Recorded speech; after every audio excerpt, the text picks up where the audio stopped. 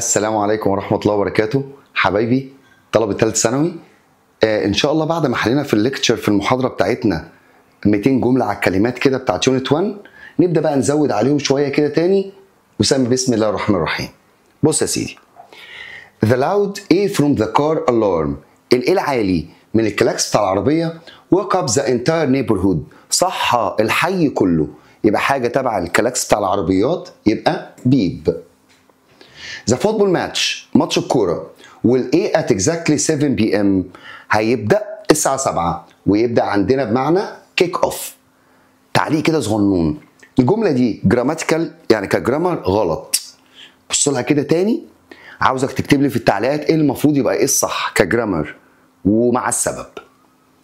The nurse gave the patient، الممرضة ادت للمريض the correct ايه، الايه الصحيح to help relieve the pain، عشان تقلل عنده الألم، يبقى اديته ايه medication. وزي ما جنابك فاكر احنا قلنا الفرق ما بين medication وما بين medicine. medicine الدواء بوجه عام، اي دواء اللي موجود في الصيدليه اللي موجود في بيتكم، انما medication بمعنى جرعه بتديها الطبيب او بتديها الممرضه للمريض. A sudden A broke out، ايه فجائي بدأ يندلع in the market when people started running randomly، لما الناس بدأت تجري في السوق randomly بعشوائية، يبقى دي أكيد حاجة وحشة، يبقى chaos فوضى. أمال إيه buzz؟ buzz بمعنى إثارة متعة، حاجة فيها متعة، هنشوفها دلوقتي. The rescue team، فريق الإنقاذ worked quickly، بدأوا يشتغلوا بسرعة to help the accident A، عشان يساعدوا الإيه بتاع الأكسن before the ambulance arrived، قبل ما عربية الإسعاف توصل، هيساعدوا الإيه بتاع الحادثة victim الضحية. There was an exciting note، كان في ايه مثير in the classroom، إثارة يعني فيها متعة، يبقى buzz. The lifeguard tried to check، الواد الحارس بدأ يفحص the man's note before starting first aid، بدأ يفحص الايه عنده قبل ما يديله الإسعافات الأولية، يبقى بدأ يفحص his pulse النبض بتاعه. You must start، لازم انك تبدا ايه immediately على الفور. If the person isn't breathing، لو الانسان ما بيتنفسش بشكل طبيعي هتبدا CPR اللي هو الانعاش القلبي الرئوي CPR. The firefighter، رجال المطافي had to ease the children's arm، اضطروا ان هم ايه دراع الواد and pull her to safety، وبداوا يطلعوها الى مكان في امان، يبقى grab اللي هو بمعنى يشد بقوة وبسرعة grab. After running up the stairs، بعد ما قعد يجري على السلم he felt dizzy، حس ان هو دايخ and nearly، وكان على وشك انه collapsed ينهار يقع. The nurse الممرضة pressed gently، بدأت تضغط كده بلطف on the patient's A، على الايه بتاع المريض to check for pain، عشان تشوف فيه ألم ولا لا، يبقى بدأت تضغط على his chest على صدره بتشوف فيه أي ألم أو حاجة. The A arrived within يعني في خلال within minutes، مين وصلوا في خلال دقائق to give emergency first aid، عشان يدوا إسعافات أولية to the patient للمريض، يبقى طبعا paramedics. خلي بالك لو ما قالش للمريض يبقى بنختار كلمة اسمها implement اللي هي give يعني يعطي دواء. تمام، وما تنساش ان النجاح لا يأتي من الراحة.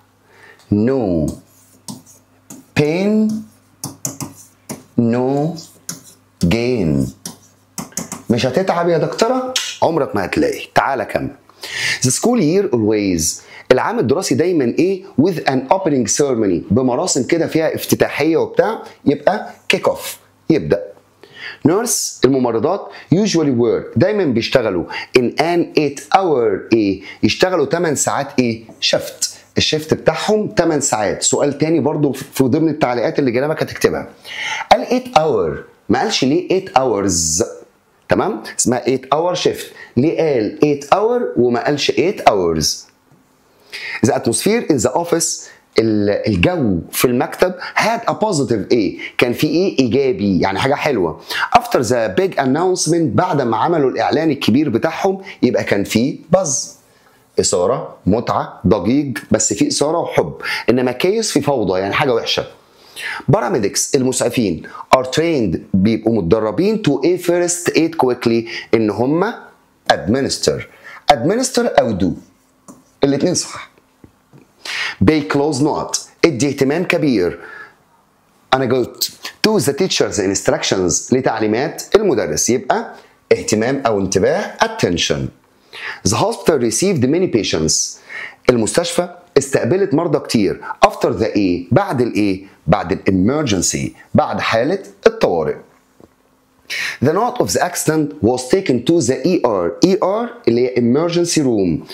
مين خدوه بسرعة إلى الإمرجنسي روم؟ يبقى victim الضحية. الكلمة دي مهمة جدا جدا جدا في الترجمة، وأنا علقت عليها في الهوم ورك في الواجب بتاعنا. فينومينال الأخيرة ON ظاهرة، الجمع بتاعها بشيل ON وتبقى إيه؟ فينومينا، ودي بتيجي كتير جدا في الترجمة.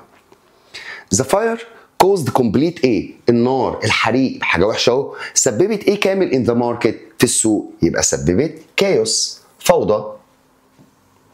Seeing children suffer لما اشوف العيل الصغير او العيال الصغيره بيعانوا استرولي ده شيء ايه بالنسبه لي؟ بيبقى heartbreaking محزن للقلب مفجع للقلب. The old bridge الكوبري القديم might ممكن يحصل له ايه if we don't repair it لو احنا ما صلحناهوش؟ يبقى ممكن انه collapse ينهار. If someone stop breathing لو واحد توقف عن التنفس you might need to perform انت محتاج انك تعمل له ايه؟ CPR انعاش قلبي رئوي. The annual festival العام او الاحتفال السنوي will ايه؟ هي ايه with a grand parade. parade اللي هو عرض عسكري through the city center في وسط البلد، يبقى will kick off هيبدأ ب a grand parade. The market palace began السوق بتاع المدينة أو the marketplace began to نقط with activity بدأ إيه بالنشاط as soon as the sun rose أول ما الشمس أشرقت. نشاط يعني في حاجة كويسة يبقى buzz.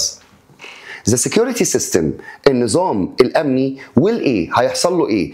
if anyone attempts لو أي حد حاول to open the back door إنه يفتح الباب after hours بعد ساعات، يبقى السيستم بتاع الامن هيبدا بيب يعمل كده صفاره.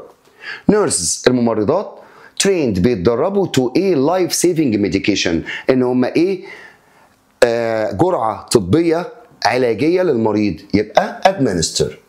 في الكريتيكال سيتويشنز في المواقف الحرجه.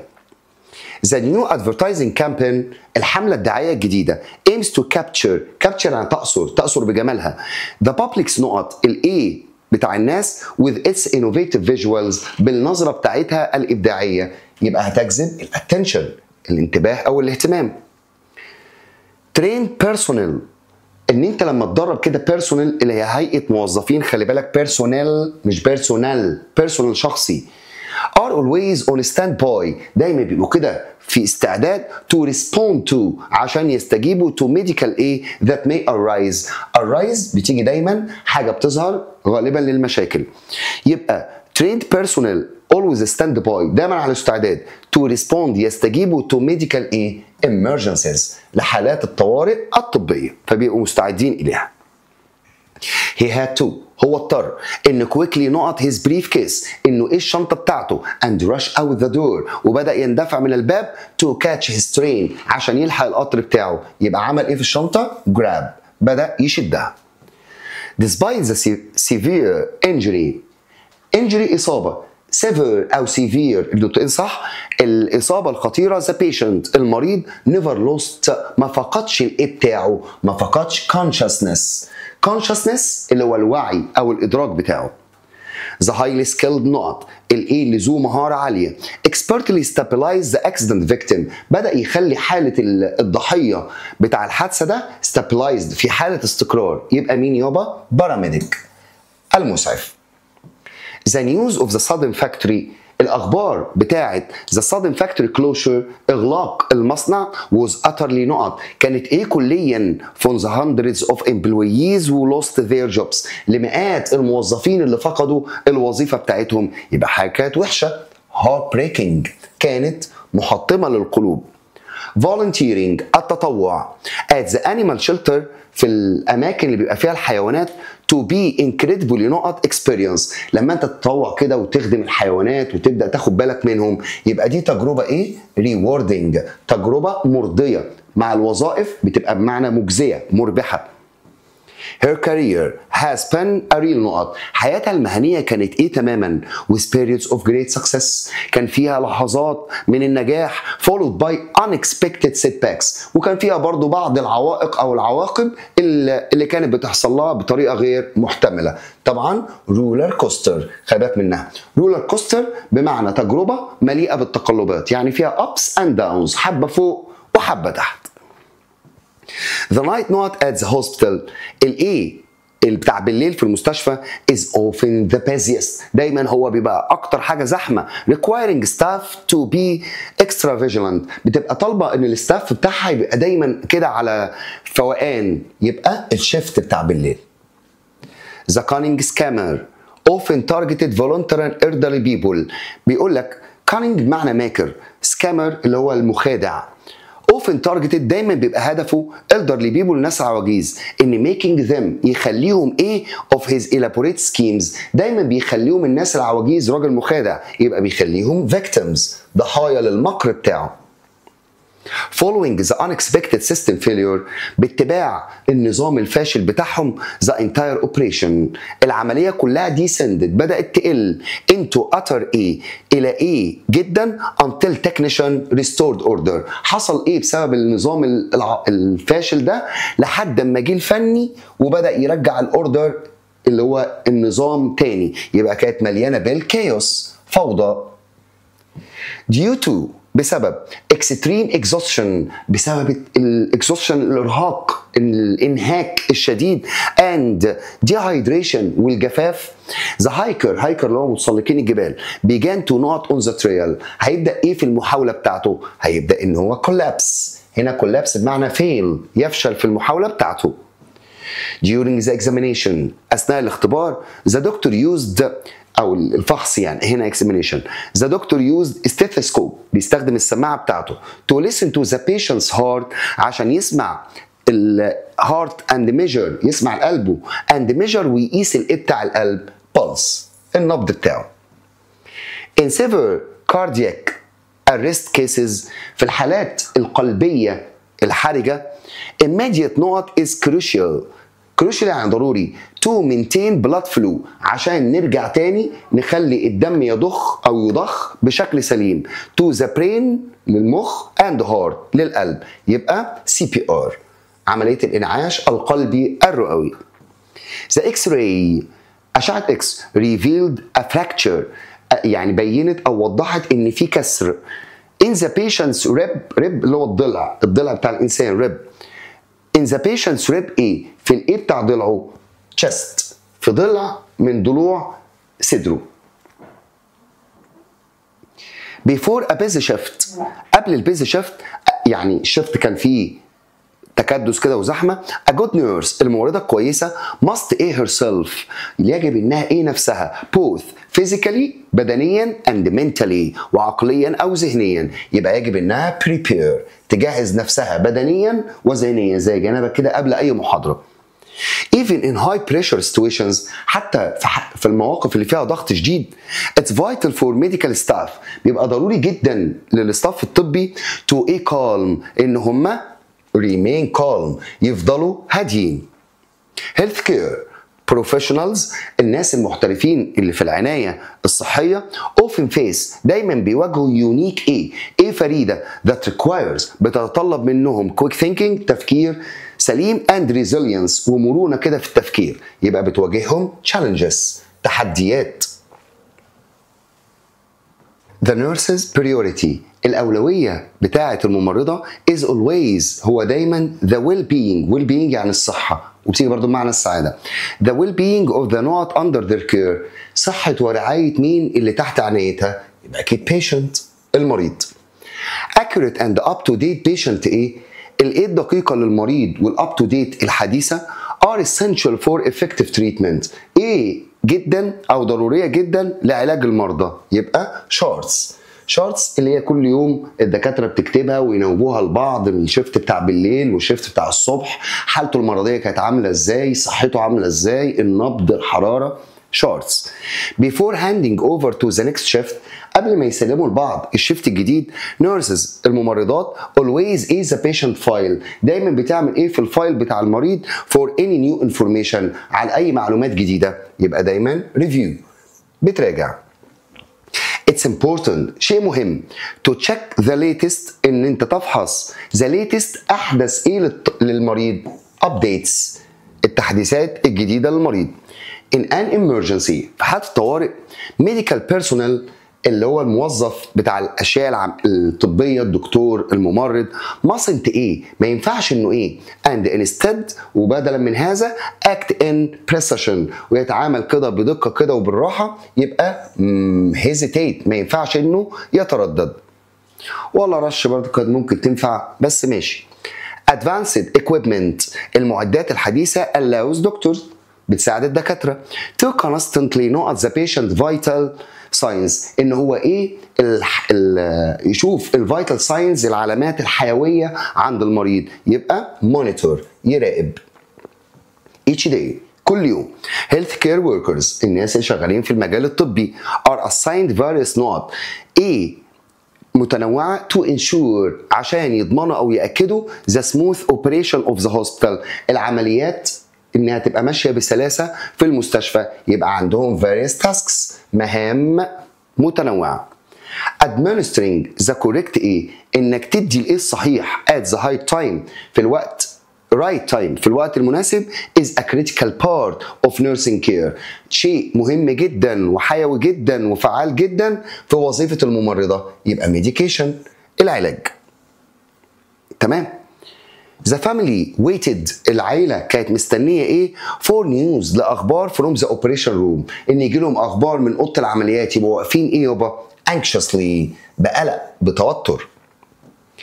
As a dedicated professional كرجل كده محترف دقيق she always took great pride دايما بيبقى عندها فخر in her ability في مقدرتها to aid her patients إنها ايه المريض with compassion برحمة كده وعطف، إنها care for تعتني بالمريض بشفقة برحمة. وريسبوندينج to an emergency لما جنابك كده تبدأ تستجيب لأي حالة طوارئ paramedics المسعفين always remember دايما بيفتكروا to ايه all the necessary equipment ان هم ايه كل المعدات الضرورية، يبقوا جايبين معاهم المعدات، يبقى bring. Despite careful planning بالرغم من التخطيط الفظيع اللي كانوا عاملينه والحريص unexpected ايه كان في ايه غير متوقعه كان always occur دايما بتحصل في المستشفى، يبقى surprises بيحصل كده مفاجآت غير متوقعه. It takes time for patients بياخد كده وقت من المريض to fully نقط انه ايه تماما after a major operation بعد عمليه جراحيه كبيره انه recover يشفى يخف. The patient المريض was prepared كان مستعد جدا for complex heart ايه لايه للقلب معقده، يبقى surgery جراحه للقلب معقده. Patients in critical condition المرضى اللي في حاله critical حاله خطيره often نقط constant supervision دايما ايه عنايه مستمره and immediate intervention ودايما يبقى فيه كده استجابه سريعه ليهم، يبقى need محتاجين constant supervision. The nurse الممرضة always دايما ايه that her patients دايما ايه ان المرضى are comfortable مرتاحين as possible بقدر الامكان، يبقى دايما make sure دايما بتتأكد ان المرضى بتاعتهم ايه مرتاحة بقدر المستطاع. Once a patient is stable أول ما المريض يبقى في حالة استقرار دكتورز الدكاترة كان then يقدروا بعد كده إيه to focusing on their long term recovery عشان يبدأوا يركزوا بقى إزاي يتشافى على مدى طويل، يبقى move on ينتقلوا بقى إلى مرحلة تانية. New medical challenges في تحديات طبية جديدة frequently إيه تحديات يعني في مشاكل حاجة صعبة، يبقى arise بدأت تظهر ودايما أو غالبا بتبقى مع المشاكل. When the alarm sounded لما صوت الإنذار ده بدأ يرن the entire medical team الفريق الطبي كله began to the emergency room بدأوا إيه لغرفة الطوارئ rush in بدأوا يهرولوا يسرعوا إلى حجرة الطوارئ.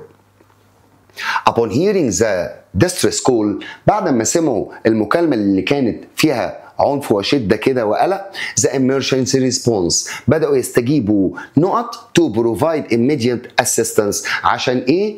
يبقى بيستجيبوا للعمل عشان يدوا أي مساعدات. يبقى springs into action بدأوا يهرولوا أو يندفع إلى العمل بسرعة ونشاط. experienced nurses الممرضات اللي عندها خبرة often ايه junior staff دايما ايه الستاف اللي لسه مبتدئ يبقى اكيد بيساعدوهم. assist يساعد. effective نقط is crucial in an emergency department. الايه الفعالة او المؤثرة بتبقى ضرورية جدا في الاقسام بتاعة الطوارئ. where quick حيث السرعة. coordinated efforts دايما بيبقى في عمل كده في تنسيق. save lives بينقذ الحياة. يبقى teamwork العمل الجماعي. دكتورز الدكاترة often نقط on a range of diagnostic tests. الدكاترة دايما ايه على الاختبارات اللي بيعملوها للفحص to confirm عشان يأكدوا a patient's condition الحالة الصحية للمريض. يبقى دايما rely on بيعتمد على بتساوي depend on بتساوي be based on. a supportive نقط can make a significant difference. الايه اللي فيه دعم ممكن يعمل significant difference اختلاف فظيع اختلاف واضح in managing stress ان هو يبدأ يدير عملية الضغط اللي موجودة في الشغل. يبقى شغل يبقى كوليج زميلنا كده السبورتيف اللي دايما بيدعمنا. The family offered their full نقط العيلة دايما بتعرض الايه بتاعها كاملا to the patient للمريض throughout their recovery process أثناء عملية التعافي بتاعه. يبقى دايما بيدوا للمريض support دعم.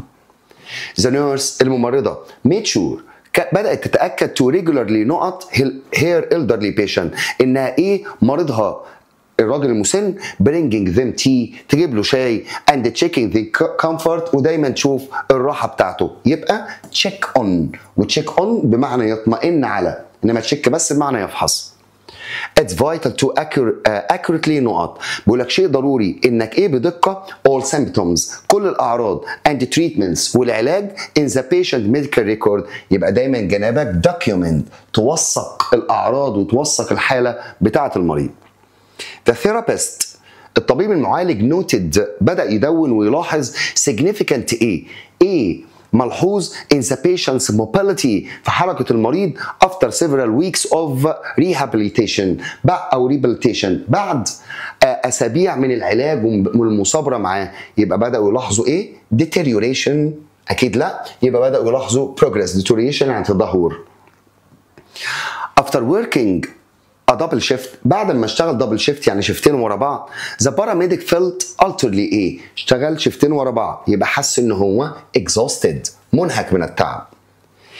seeing the positive impact of her work لما شافت التأثير الفعال بتاع شغلها the social worker الناس اللي بتشتغل في الأعمال الاجتماعية felt deeply ايه حست بايه عملها كويس يبقى حست انها fulfilled حققت حاجة كده ذو قيمة.